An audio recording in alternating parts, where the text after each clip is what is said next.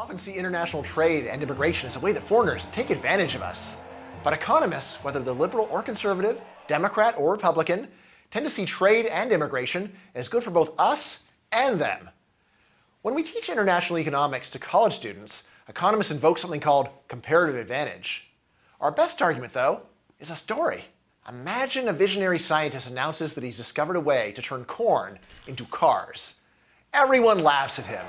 His fellow scientists call him a crank.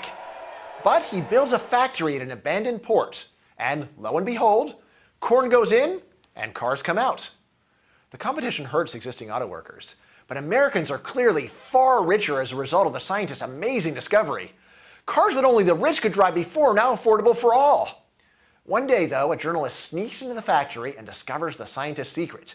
A bunch of dock workers are unloading cars from a Japanese ship and filling it with corn to take back to Japan.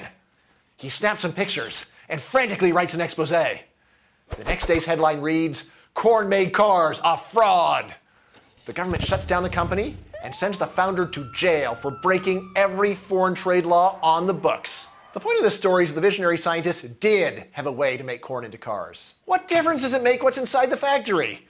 For all practical purposes, foreign trade is a kind of technology, a creative way to reduce our cost of living and thereby raise our standard of living.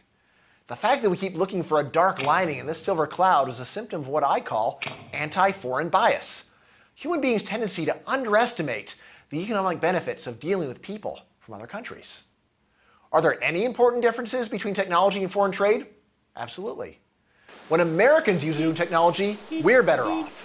When Americans trade with foreigners, we're better off, and so are they. From the American point of view, technology and trade are the same. From the human point of view, however, trade is better. Because after all, trade is made of win. The corn into cars story is the heart of economists' case for trade, regardless of other countries' trade policies. When people say, we can't have free trade because other countries don't, economists yearn to respond, if all your friends were jumping off the Brooklyn Bridge, would you jump too? The 19th century economist Henry George mocked protection against foreign products as a self-enforced blockade.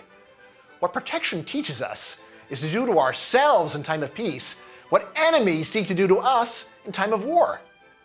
If that's economists' quick case for trade, what's their case for immigration? More of the same.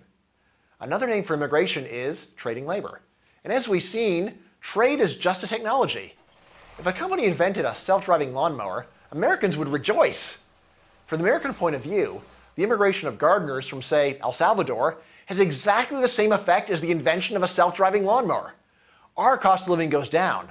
Our standard of living goes up. As a happy side effect, the Salvadorans get a huge raise, a raise that allows them to give their families a better life.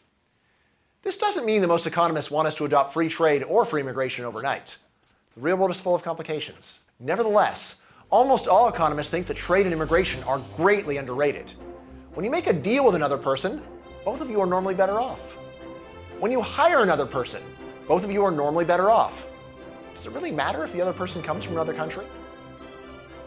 That's a summary of the anti-foreign bias that many American voters are prone to.